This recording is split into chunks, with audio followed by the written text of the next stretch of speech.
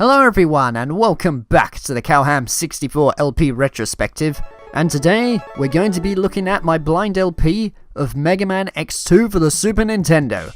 So back in March of 2014, I started a blind LP of Mega Man X for the Super Nintendo, the very first one, and had a fun time, beat it to 100%, and I enjoyed it a lot. But of course over the years, the series suddenly began to grow. And as it grew, I got a whole bunch of people asking me to do Mega Man X2 because they really enjoyed the first game and they wanted me to do the second one. So I said, yeah, sure, I don't see why not. After Sonic Spinball, I just suddenly felt motivated to play some Mega Man X, so I thought, yeah, sure, let's just do Mega Man X2 because I want to play some Mega Man. That's literally what I said, quoted. And straight up from the start, I'm going to talk about my stupid line delivery of the very first episode. The way I should have said it to make it make a lot more sense, as in my genuine reaction to it, was, "This game's got Mode 7 graphics? Awesome!" But instead, it was, "This game's got Mode 7 graphics. Awesome!" Like what, am I happy? Sad? I don't know, I can't really tell my mood from that. I don't know why, I just wanted to do that little nitpick at the very beginning. That always bothers me, I don't know why. Anytime I watch episode 1, I'm like, why did I say it like that? I genuinely did feel excited while playing it, but for some reason, my line delivery just came out like that, and I don't know why I left it in. But I suppose I had to, because it's blind. You can't really change your commentary in blind LPs, otherwise that defeats the whole purpose of it, doesn't it? But oh boy, I was really excited to do Mega Man X2, given the fact that if you watched the previous retrospective where I talked about Sonic Spinball, I explained that Mega Man X2 was the first to use 60 frames per second and me editing on Adobe Premiere Pro, which it was. I freaking loved doing that. It was so nice to be able to record Mega Man X, or at least Mega Man X2, in full 60 frames per second, have it play out really smooth, and just do all kinds of weird editing crap in Adobe Premiere Pro, because the outros were badass. Not badass as in like, you know, they're really cool intros, like the best intros in the world. That's not what I'm saying. I just mean like the theme is badass. I mean, look at this. Every time the episode ended, you got this, alright?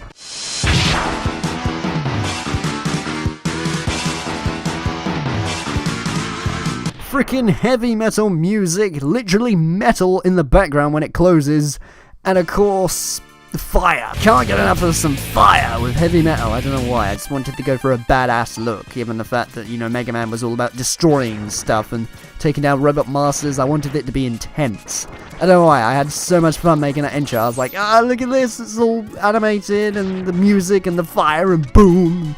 I don't know, I just really liked it, you know. And it seems that I corrected what was wrong with the very first Mega Man X game. If you look back at the retrospective where I explained about Mega Man X, which was the LP back in 2014, I did mention that I got an awful lot of hateful comments saying that, oh my god, you did it in the order of the boss's weakness, even though I wasn't even aware about that in the first place. I made sure I didn't do that with X2, given the fact I pissed a lot of people off. So with X2, on the very first episode, I explained that, okay, from now on, when I do the Mavericks, I'm literally just gonna go for anyone that I want. So if I see it's a goat, I'm gonna be like, oh, it's a goat, I'm going to fight the goat. It's not gonna be literally, oh yeah, I'm gonna play through the weaknesses and stuff, you know, just because they make it more convenient for me. No, it was literally all genuine and my own thoughts when going into Mega Man X2 blind. Because that was the one huge thing that was missing from the first game, I will admit. I suppose one thing to criticize as well is even though of that bloody stupid intro that I said. "This game's got Mode 7 graphics. Awesome!" I kinda love but also hate the border. When you look at the LP, you'll notice that the game's in the center, given the fact that I made sure the game was in a 4:3 aspect ratio, because I hate how the very first one I recorded was in full screen, even though it's a Super Nintendo game and it's supposed to be cropped down. That's why all of the Super Nintendo and retro games on the Wii U are always cropped down, because that's the original resolution. Even though it's like that, the background border, I tried to go for like a sort of circuitry kind of thing going on, given the fact that Mega Man X is a robot, and you know, an awful lot of Mavericks and stuff going on, hence electricity circuits going on. But the problem is, some of the balls, oh my god, it's going to be really hard to not take this out of context. Some of the balls are bigger than other ones, where, you know, the scaling is all wrong basically. On the end of a stick you have one small balls, and then on the other one you have a bigger one going on, and one of them looks stretched and a bit more distorted. And I don't know, I just think it could have been done a lot better. I could have scaled the balls correctly just to make sure it actually looked like a circuit, because a circuit, the balls on the end of the lines and that, they make sure they're always scaled right. You know, you don't want anything to look out of place or stretch or distorted, and that's the only thing I'll say really. I suppose it's only a bit of a nitpick though, since nobody really complained about that, to be honest. However, I did think that it worked well for the thumbnails, because on every single thumbnail going on, and oh my god, it was a good idea I suppose, but making it, oh my god, it was so draining. What I literally had to do is use those lines with the balls on the end, and then get the actual picture of the Maverick or Mega Man X or just anything, and literally add the lines over it all the time. So it meant basically every project I did, you know, for the thumbnail was literally scrapped. In other words, it was started from scratch every time. I had to drag in the Maverick and then align the lines over it like some sort of outline or silhouette, and then add the title that way and change the numbers. The thumbnails took an awfully long time to do, but it was worth it. I do think that the profile picture could have been an awful lot better though. I don't know why I made this when compared to everything else. All my profile pics and that, you know, stood out a bit more when it came to things, but this was literally just a picture of the first cutscene in the game that you see of Mega Man X during the intro, and then I just put my name down below. Incredibly lazy. I don't know why I did that, but whatever. I suppose it was a profile pic, and I don't know, I wasn't motivated, and I just wanted to get the LP going. Oh man, though, I do remember the 0 parts that I had to get during the LP, because compared to the first game, that was literally, in Mega Man X, you just went by, collected the heart tanks, sub-tanks, defeated the Mavericks. But X2 introduced the X-Hunters, which were known as Agile, Violan, even though sometimes I said Violin for some reason, and Surges as well, where every time they appeared on the map, you had to go to the door that they were in. So it meant that some of the levels that I went to next, they weren't available, and they'd just swap around every single time, making it a bit frustrating to get some of them. I remember having a bit of a hard time trying to defeat Agile, I think it was. I did beat it in the end, but at the same time I thought, oh my god, wow. And I remember being a little bit annoyed, and I felt really stupid given the fact that to get the best ending in the game you have to get all the 0 parts. And I only got 2 out of 3. Yeah, literally 2 out of 3. I had 1 more to go, but by the time I defeated more Mavericks, they're gone. That's the weird system really when it comes to doing the 0 parts in X2. When you defeat the X-Hunters, depending on how many Mavericks you defeat, suddenly they will just vanish and go bye-bye. It's really weird. So in the end I released a bonus video showing off me getting the very last 0 part and then showing off the extra part of the ending that you get, or at least just the alternative cutscene on the final boss anyway, because that's what you get. I remember I wasn't really as observant, I find, though, in X2, given the fact that in the very first Mega Man X, I didn't really have too much trouble here and there. I don't know how. I just slowly jumped into Mega Man and just played it, like, slightly easier than I thought it would be. I wouldn't really say I was a master or anything. I was still pretty terrible, but I wasn't as bad as I thought I'd be.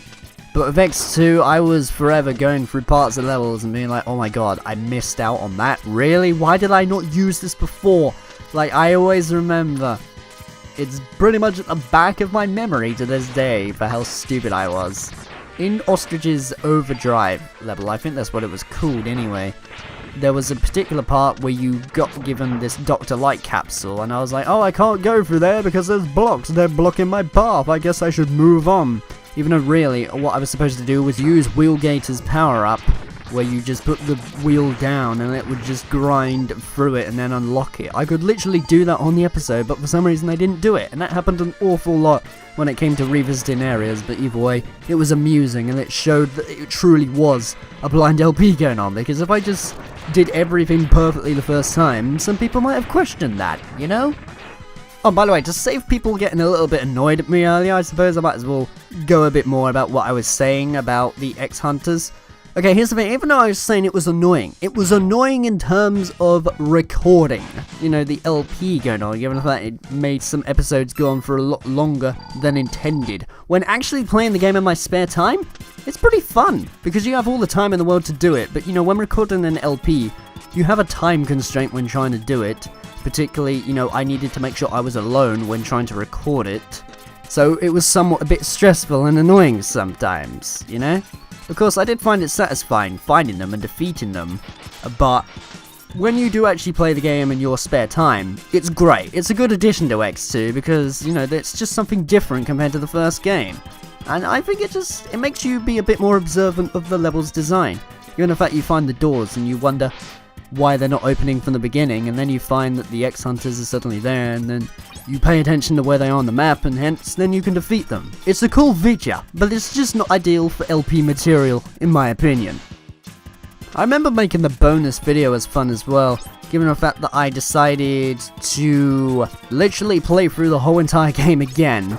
I don't know why, it's just after beating it the first time I felt like, yeah, I pretty much know everything now. I know about the X-Hunters and the weaknesses of the bosses, so let's just do it again, because I had to redo everything and collect the 0 parts to show off the best ending, and also show off the, the Shoryuken power-up that you get when you collect every single thing in the game and then you find the hidden Dr. Light capsule. I showed that off because in the actual finale of the episode, I did not want to use any Shoryuken power-up, because that would just ruin the whole ending in general, you know? I just find it way too overpowered going on. I wanted to defeat Sigma the legit way, which I did in the end, and oh my god, I was freaking satisfied, man. That boss, I swear though, took longer to defeat than the final boss in Mega Man X, the very first one. Because even though I was there a while in Mega Man X, sitting at my computer screen, trying to beat Mega Man X on the Super Nintendo, I was there for like, how many hours or so? I can't remember. I did like a 2-hour recording the first time, and then I gave up. So then the next morning I tried it again, and I eventually beat it, which was nice. Mega Man X2 had the same thing going on, where I was trying to defeat Sigma, at least, you know, 0 to start with, and then Sigma after that, and then Sigma's final form, which was pretty damn hard. I was there for a long time, and I can't honestly remember if it was the same thing. I mean, I might have recorded the finale, you know, straight from the beginning, and tried to beat Sigma, and ended up doing like a 2-hour session recording and not get anywhere. So then I did it another day, but I might have done it on the same day. I honestly can't remember. Well, that's a shame. I can remember the one that's many years back in 2014, but I can't remember one literally last year. Well, isn't my memory fantastic? The Shoryuken was really fun to play around with, though. It was fun to just make every single boss after that a complete tease and joke. Oh, and it was also different recording it from the Wii U as well. It was always the way I wanted to record Mega Man X, but I didn't have a capture card back in 2014, so I had to resort to emulation. But Mega Man X2, like I said, it was recorded in 60 frames per second, and it was recorded on the Wii U version of it, or at least when you buy it, you know, on the eShop. So I was playing it with a Wii U gamepad, or sometimes the Wii remote hooked up to the classic controller, and it felt well more comfortable when compared to the emulator. Even though for the emulator I was using the Super Nintendo controller, it didn't feel genuine, you know, it didn't feel like I was actually playing it from a system going on. I was using an emulator program on the PC, so literally playing it on the Wii U with the gamepad or the classic controller felt better to me. I don't know why, it just did. And of course I'll just say it now for a little tease, I suppose, for people who've enjoyed my LPs, or at least blind LPs of Mega Man X1 and 2. I haven't forgotten about X3. I did say at the very end I would do Mega Man X3, given the fact that X2 also did well. And yeah, I've kept my promise. I will do it at some point, but again, I need to feel the motivation for it. You know, sometimes I like to come away from doing blind LPs and do normal ones. That's why at the minute, you know, Majora's Mask is going on, and that's going to take a break, and then I'm going to move on to something different, which is another normal LP of a game I've played before. Like I say, it just depends what my mindset is and what I feel like playing, because if I'm going to play Mega Man X3, I need to do it at a time when I want to feel motivated, otherwise it's not going to be fun, you know? I really want to feel like playing some Mega Man when it comes to it, the exact same way that it was with Mega Man X2. Even though Mega Man X for the Super Nintendo back in 2014, yes, it did well, and I could have done X2 immediately after it, I didn't feel like it. I just wasn't motivated for Mega Man going on. So I gotta feel the same way for X3. It will happen though at some point. The same for Metroid Prime 2 Echoes as well. Oh, and one final thing I suppose I can talk about is the way I recorded Mega Man X2 for my commentary. Because, here's the thing, okay, nowadays I use a Blue Snowball microphone, which is a lot more higher quality. In fact, this is the current microphone I'm using right now, which makes my voice sound sexy. But back when recording Mega Man X2, I was using the same headset that I used ever since Mario vs. Donkey Kong, which is the Microsoft LifeChat LX3000. A really good headset for the time. But I did it really weird, because my headset could only hook up via USB. Meaning that I couldn't have it hooked up to the TV to hear the audio. So what I did in the end, which was really bizarre I suppose, it looked really weird. If you were in the room watching how I recorded, you would have given me a bit of a funny look, let's just say that. Where, to hear the sound, I had my normal headphones that I use when listening to music, plugged in from either the Wii U gamepad's audio or sometimes the TV even. So they were over the top of my head and on my ears. But for some reason, given the fact that the only microphone I had was a headset, I had the headset on top of my headphones. So then I put the microphone down going on. So I literally had headphones and a bunch of headphones on top of that with a microphone. It was really weird. It worked. It made me hear the game in loud, clear audio. You know, with like stereo going on from the left and right. And I captured my commentary okay, but it was so weird. I always find that strange looking back at it now. And I recorded like that for an awfully long time as well for some reason when trying to record stuff, you know, with live commentary going on. Sonic Heroes didn't have that because it was post-commentary. In fact, Sonic Spinball was post-commentary as well, which is something I've got to mention, unfortunately. Yes, it was post-commentary. I couldn't speak through it with live commentary going on. But, you know, Sonic Heroes was also post-commentary, so I didn't have that silly headset over the blimmin' thing going on. And yeah, that's pretty much all I have to say for my blind LP of Mega Man X2 for the Super Nintendo. It felt really nice to use Adobe Premiere Pro and make it the very first game in the series to be recording 6 frames per second. It was nice of viewers from the very first blind LP of Mega Man X for the Super Nintendo to continue watching on with Mega Man X2 and enjoying it, giving me tips here and there. That was rather nice, especially shoutouts to people like, what was it, Hyper Shadow? Hello again, hi, how's it going? And Yanrabyro as well. I think that's how you pronounce his name, I'm gonna say. I'm always terrible at pronunciations, but you should know that already. I state that an awful lot in my LPs. And even people like McGuffin as well. So thanks guys, I appreciate it. It was satisfying to beat at the end, and it was a fun ride. What can I say? It's an LP that I look back on and I'm like, yeah, that was pretty damn fun. But that's the end of Mega Man X2, so join me next time where I'm going to be talking about, oh my god, this is going to be a bit of a special episode, isn't it? I'm going to be talking about my LP which came after Mega Man X2, which was Sonic Heroes for the GameCube. Oh my goodness, to this day guys, this is honestly the LP that I found is the most ambitious LP I've done ever. Throughout my whole time on YouTube, this is the one that I added the most effort and things going on, and assets and outros and intros and channel art and profile pics and, you know, frames per second going on, just all kinds of stuff. So the retrospective of Sonic Heroes is probably going to be a bit longer than usual. I don't know, we'll just see how it is at the end, but you know, I'm just giving you a heads up, I suppose. So I'll be talking about Sonic Heroes for the GameCube. I'm going to be a while on this one. See you then! To see the next episode of this retrospective series, go to here.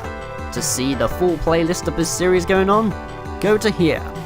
To see the original LP of the one I have critiqued, go to here. Or even consider subscribing to the channel by going to here instead. Thank you for watching.